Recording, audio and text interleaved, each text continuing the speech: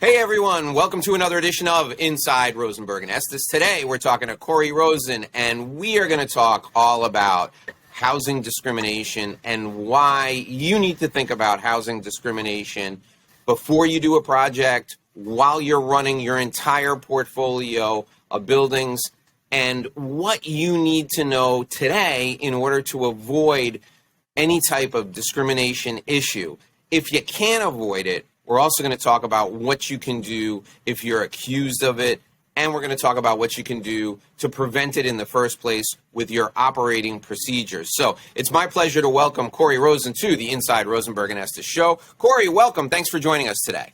Thanks, Dave. Nice to be here. All right. So, Cori, tell us a little bit about you and why you became a lawyer and how you got into the practice of housing discrimination law.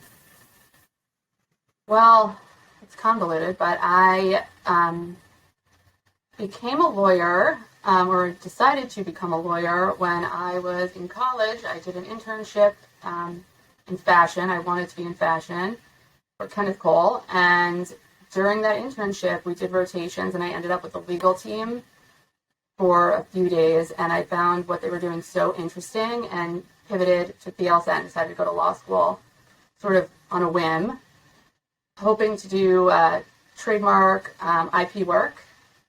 Graduated from law school in 2008 in a crazy financial crisis. Found out my offer was revoked to do IP work while in Thailand on my post-bar trip. Applied for any job I could. Fell into insurance defense, doing legal malpractice for real estate lawyers. Ended up getting poached by a real estate firm that I represented in a malpractice case. Loving it, and stuck with it. It was sort of happenstance, and I hate when people say that everything was an accident or by luck, but it turns out that's how it was, and I love real estate, and I'm glad that I'm in real estate, and I can't really see myself doing anything else, especially in the legal field at this point.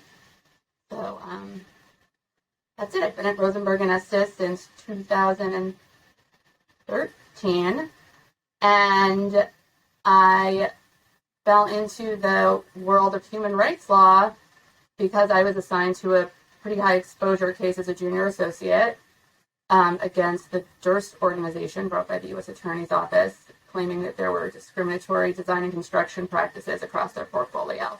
And through that work, I really got to study and delve deeply into the impact that the human rights laws have on real estate development and tenant selection procedures, commercial development, design and construction, etc. So you called it human rights. I'm curious, is it, so I said discrimination. Is human rights law a better name for it, a different name for it, a more politically correct name for it? Explain the difference so that I know and I call it the right thing. Well, there's discriminate. It's really one and the same. We're talking about housing discrimination today and human rights law for housing and residential real estate, but the other aspect of my practice is public accommodations, commercial spaces, ADA, compliance, etc. So when I speak about human rights as a whole, I'm talking in the residential and commercial sectors, but discrimination is really what we're talking about today because it's how you can either intentionally or unintentionally discriminate against tenants and prospective tenants through your policies, and how that can become a human rights issue, opening you up to exposure as a residential real estate owner and developer. Okay, now the case you mentioned at the outset, you said it was brought by the district attorney's office or the state attorney's office, and yeah. Explain the difference between a case that's brought by the government and a civil case brought by brought by a person. Explain the difference between the two. That case isn't a great example of what the differences are because when the U.S. Attorney's Office sues in a federal court, it is akin to a normal civil litigation. You go through the discovery process, the pleading process, etc. A lot of my practice involves administrative proceedings brought by the State Division of Human Rights and the City Commission on Human Rights. And those cases involve an individual complaining to those agencies that they were personally subject to a discriminatory practice by their landlord or prospective landlord, a broker, etc. And that agency conducts a pre-investigation involving an onslaught of questions into your business practices, your history with tenants in that protected class. So oftentimes you'll get a letter from an administrative agency saying that someone has accused you of source of income discrimination, which is the real hot button item in my opinion right now. It's where most of the complaints are coming in. And that involves a tenant with a Section 8 voucher or some sort of other form of government assistance not being selected as the tenant for a particular apartment. Instead, the apartment went to someone with cash that wasn't using government assistance, and the claim is that you preferred the cash client because you don't want to deal with vouchers and are discriminating against people on government assistance. And when that happens, the City Commission on Human Rights or the Division on Human Rights will send a letter with 15 or so demands for everyone with a voucher that ever applied to your portfolio, all communications with voucher applicants, what your policy is for reviewing voucher applicants versus cash applicants, how many you've placed, how many you haven't placed, etc. And a normal attorney in a litigation would object on the basis of form of the question, relevancy, etc., etc. My opinion in those cases is to just turn everything over and cooperate. And whenever I've done that, and whenever I've just been like, this is it, this is what we did, we have this many voucher applicants, etc., the complaints usually go away quickly. A lot of times I will end up with a case that someone else has started here where we took the real litigator shark approach at the onset of a proceeding. It dragged out for years, and then the agency gets mad, and intense civil penalties accrue to compensate the agency for their time, including compensatory damages, etc. I just settled a proceeding like this on behalf of one of our clients last week. Originally, there was a huge damages claim. This woman with a voucher was forced to live in a shelter system for a year because she didn't get this apartment, didn't understand why she didn't get the apartment, etc. We turned over everything. We had all of the employees that worked on her application on a Zoom with the investigative agency and the complainant, and they explained the process. And they said, we have a company goal to place as many people in housing that are on government assistance as possible. One of the employees had actually been in the shelter system. And because we were so forthright and we turned everything over versus, holding back and only giving what we have to give, it went away with no damages, no fines, no penalties, and an apology and a handshake was all that was needed to resolve it, as opposed to, tens of thousands of dollars and, years of discovery and legal fees, which is where it really becomes very expensive. In your experience, Cori, do property owners and their representatives take administrative proceedings less seriously than normal civil proceedings? Do they, when they see a letter from an administrative agency, do they take them less seriously than they would if it was a letter from an attorney or an actual civil suit that was filed? I don't think that's necessarily the case, but I do think that most people are surprised to hear that there are three primary, not just three, but three primary laws that govern housing discrimination and human rights law as it pertains to housing. It's the Federal Fair Housing Act, the state human rights law or the executive law, and then the New York City human rights law or the administrative code in New York has a section on the city law. And I think what more people are surprised by is that the best place to litigate a housing discrimination case, in my opinion, is in federal court under the Fair Housing Act. And the scariest place to litigate a housing discrimination complaint is from a respondent side, the city human rights law, because, and I think that's counterintuitive to most people because they think federal court, that sounds really scary, it sounds really high stakes, as opposed to like a city investigative agency.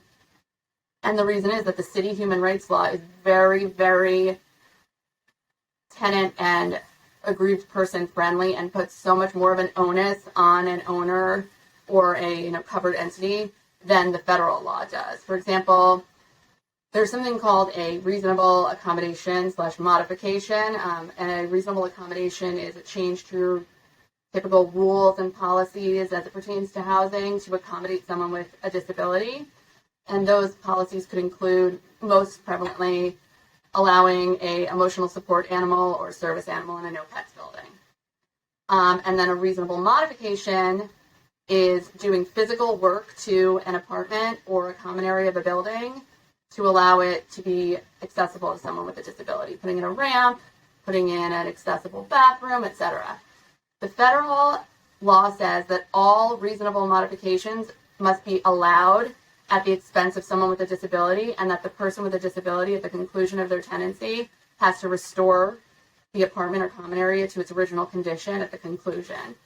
The state human rights law requires the tenant to pay for modifications inside the unit and to restore the unit at the conclusion of their tenancy, and puts the onus on a landlord for the exterior modifications to the extent that they're reasonable expenses. The city human rights law makes it absolutely illegal to charge a tenant directly or indirectly, whether it's a slight increase in rent, etc., for any reasonable accommodation that you offer them in terms of modification, rule changes, etc. So it's counterintuitive to think that you want to be in federal court versus the city court, but I think that's the biggest misconception. Let's talk about something you just brought up there, because this is a topic that comes up constantly, and that's the emotional support animal. Let's talk about, and people love to talk about this because we see all these outrageous things on social media. Like, there was something I saw the other day that someone had, and this is an actual thing, horse. An emotional support horse. I've seen an emotional support, an emotional support peacock. Mm-hmm. I mean, so in the context of New York City housing, right? Mm-hmm. What type of emotional support? First, define what an emotional support animal is in the context of New York City housing. So, everyone knows what a service animal is. It's an animal that is trained to perform certain tasks to help someone with a disability. A seeing eye dog, etc. An emotional support animal ameliorates or alleviates the impact of a disability on someone's ability to use and enjoy their housing. Currently dealing with emotional support animals that are in the form of 3 parrots that are causing a complete and utter noise disruption for an entire building. I have, mostly it's dogs. And let's be clear, there are restrictions in New York on what type of animals can be emotional support animals when it comes to farm. I'm trying to think I forget what. They have to be domesticated animals. You can't have livestock and things like that that are dangerous to health and human safety. But the biggest shock, I think, for most people is that you can't place breed or size restrictions on emotional support animals. So often, most emotional support animals that I get questions about are pit bulls, because a lot of people have issues with pit bulls, and they're I don't know if it's true or not. I don't know much about pit bulls, but their tendency to be more violent or reactive. And there's specific language in the New York City human rights law that prohibits breed restrictions. So, and I get a lot of questions about what if someone just has one of those form online printout, like myserviceanimal.com from who knows where note. And unfortunately, there's not much you can do. You have to sort of take it at face value. If the right documentation is provided and, the animal has its shots and is registered, etc., you can't really stop a tenant or prospective tenant with an emotional support animal from bringing that animal into your building, presuming they don't, cause damage or injure other tenants, etc. There's not much recourse that you have. So, would it be discriminatory if the person who's applying for residency in one of your buildings discloses that they have an emotional support pit bull? Is it Is it discrimination if you don't give them the unit specifically because they have an emotional support pit bull? Yes, and in fact, maybe you say there's another reason, but that's a pretext case, that you used another, valid discriminatory reason or non-discriminatory reason to reject the prospective tenant, but it was a pretext because of your discriminatory animus towards that emotional support animal. It's not. I don't think most discrimination cases aren't, I don't like that. I don't like this person. I don't like that person because of their association with a protected class. No one says, I don't like people in wheelchairs, so I don't want them in my building.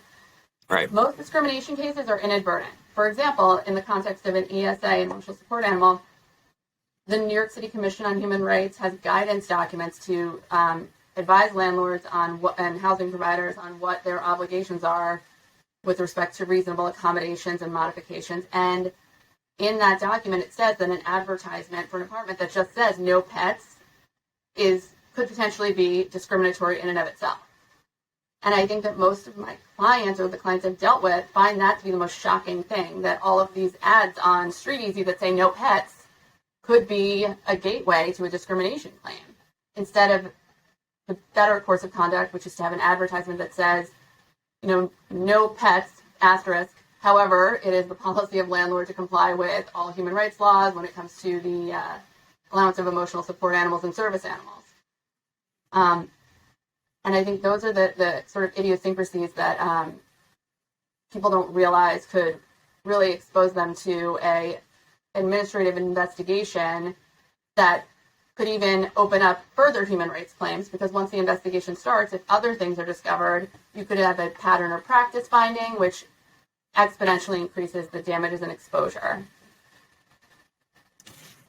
Cori, if I were getting into developing businesses in New York City right now, or in New York State in general, and I sat down with you and I said, Cori, what should I be most concerned about from a discrimination standpoint? What is the one thing that you would say to me, hey, Dave, this is something that is a really big deal. You got to really make sure you do these 3 things to avoid it. What's the one thing you would tell me to watch out for right now? To watch out for? Well, you have to make sure that your employees and the agents that you are employing to put your message out there know what their obligations are under the human rights law and know what your obligations are under the human rights law. If you hire a broker, make sure that they know that you have a policy of being inclusionary and that you won't tolerate discriminatory conduct. Make sure you're reviewing all of the listings before they go out so they don't say things like no pets, no vouchers. Those are the big ticket items that could expose you to a plethora of litigation. If you're buying a building that was designed and constructed after 1991, make sure it's compliant with the design and construction requirements under the federal and state human rights laws, so that you don't have an instance where, you're buying a renovated landmark building. They didn't put a ramp in, and suddenly you have people touring that need to get in a wheelchair. And, you think because it's a landmark building, you didn't need a ramp, but under the design and construction requirements of the ADA, you kind of did when the prior owner put a lot of money into it. So making sure you have accessibility consultants look at properties before you buy them to determine what, if anything, is wrong with the property that could expose you to liability.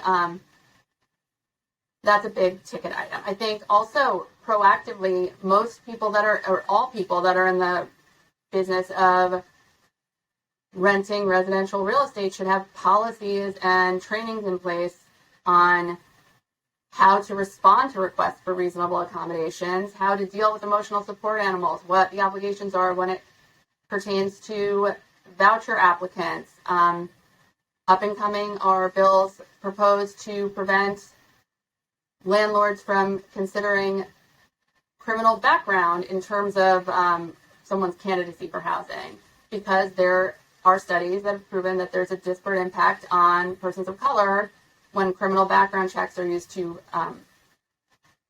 deny housing, particularly people that are convicted of minor drug offenses as youths, etc. So there's a lot of moving parts and a lot of things that I didn't even know, and I'm still learning, and the law is changing. And the only way to really make sure that you can insulate yourself is to be proactive and create policies and train your employees. And if you do get sued, after those practices are implemented, evidence that you have an anti-discrimination policy and that you have proactive measures in place shows an investigative agency that you are proactive about these issues and will more likely result in a dismissal without damages or an adverse finding. And to that point, the biggest risk is if you have a discrimination finding. There are plaintiffs' lawyers out there that look for those, and they commence litigation like wildfire after that to show pattern or practice, because a successful plaintiff in a human rights case gets their legal fees. And there are so many firms that specialize in this, and every single time, all clients that I've worked with that have had a prior litigation about discrimination, they just blow from there, because these plaintiff lawyers, they file the same form complaint, they find someone, and they rack up intense legal fees that the defendant will be responsible for, and it gets very expensive. So I want to focus on what we can do when we're screening potential residents for our buildings. I really want to make sure that the people who are listening and watching, it comes across clear as to what they can do, because as somebody who owns a building, what we want is we want people who are going to pay, and they're not going to interfere with the quiet enjoyment of everyone else in the building. So I heard you say two things right now that really make me question. Let's say I'm a building owner, that make me question my practices. The first is I want to make sure these people can pay, right? But I have to be careful that I don't discriminate against them based on how they're going to pay. And I also have to make sure that they're not going to interfere with everyone else's quiet enjoyment of the building. But if I do a background check and I find out that they're a criminal, and that may lead to them interfering with the quiet enjoyment of the building of others, I could be subject to discrimination because I did the background check, and I might not want them because they're a criminal. So how do I screen people, Cori? You must hear this all the time from your clients. How do I screen people to make sure, all I don't care what they look like. I don't care, as long as they're doing things that are legal inside the unit. I don't care what they're doing. I just want people who are going to pay and who aren't going to bother other people. So how do I screen them? Well, before we even get into the specifics of those two items that you mentioned, you're sort of doing something discriminatory by even asking the question, which is acting on stereotypes or assumptions about people in a protected class. You're assuming that because someone's a criminal, they're going to create a nuisance for someone else and rejecting them without a good faith basis as to why. Well, actually, rewind. The criminal background checks are not necessarily forbidden by the human rights laws yet. There are proposals to implement such restrictions that are in the pipeline currently. If you are receiving any sort of government assistance as a developer, you do have restrictions on what you can consider in terms of criminal backgrounds. But for now, it's not included as a protected class. However, the disparate impact literature and studies do show that, the odds of recidivism when someone's released from prison decline exponentially as time goes on. And I think that it's 5 to 7, when someone's been out of prison for 5 to 7 years and hasn't committed another crime, the odds of them being returning to the criminal justice system are slim to none. The recommendations that I put forth are that, first of all, this comes from DHCR. They had a video that they posted explaining how to implement their criminal background check recommendations if you're in receipt of government subsidies, tax credits, etc. And they recommend that you keep someone's criminal background check sealed until they pass every other element of a tenancy application, so that you're not even considering it or thinking about it until someone is cleared to move to the next stage on a housing application. And I think that if you do that, the odds that you're denying based solely on criminal history are slim to none. But you also have to have the temporal limitations on how far back you look, 5 to 7 years, and also what kind of criminal history concerns you as a housing provider. Are you concerned? You're really probably concerned about burglary, assault, battery, murder, vandalism, etc. I don't know if traffic crime is something as a New York City housing provider you should be concerned about at all. There are some crimes that aren't really relevant to your duty as a housing provider to provide safe and secure housing for the other tenants. And then also you should ask, if someone passes your entire tenancy process and there's a hit on a crime that you think is concerning as a housing provider, you should ask that applicant to provide information to mitigate your concerns. So do they have reference letters? Have they been a pillar in the community since their release from incarceration or the crime? What sort of, was this crime, a drug-related crime for someone 17 and now they're 21 and they're gainfully employed? And, you can't just have a blanket no criminal policy, because that's where you're going to get into a sticky situation.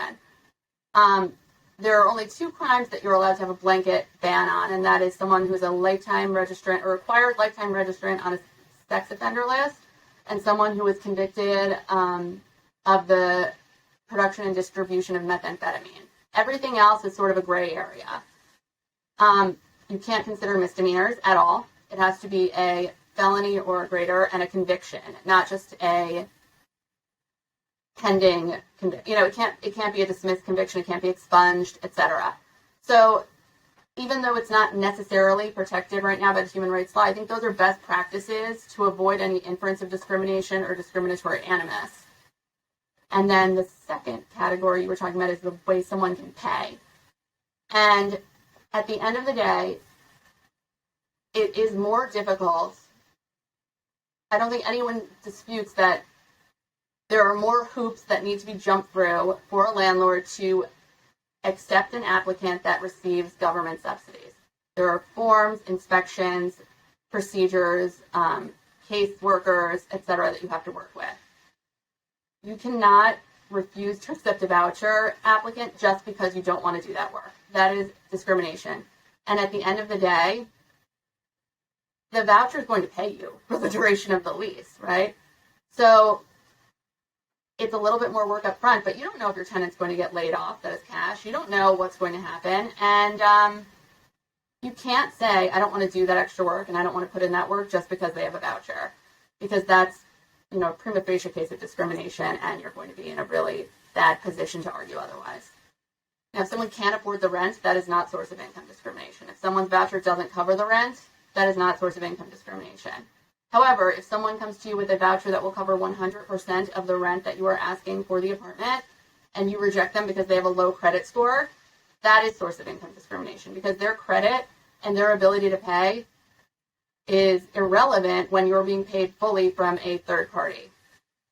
Okay, Cori, so that we can wrap up the interview, let's just give people a good summary of the different types of discrimination and what they should do so they can avoid discriminating in their properties as they look for new tenants or as they operate their buildings on a day-to-day basis. So in New York City particularly, discrimination takes really two forms. Overt discrimination, saying, I don't like this group or this type of person, which is rarely the type of discrimination I deal with. The more prevalent type of discrimination is disparate impact, where a policy or practice that a landlord has in place has a disproportionate impact on a member of a protected class. Like income limits have a disproportionate impact on a voucher recipient because they may not have income at all and might be fully subsidized by a government agency. Credit score baselines for someone with a subsidy in full would impact that subsidy recipient, but really be irrelevant because you're getting your money from somewhere else. There's also this concept, as it concerns people with disabilities in New York, called failure to engage in a cooperative dialogue. A failure to engage with someone who requests a rule change or a modification to help make a space usable or equally enjoyable when they are disabled. All of these claims or theories could result in significant legal fees that may be owed not only to the landlord's lawyer, but to the successful, movant or petitioner or plaintiff.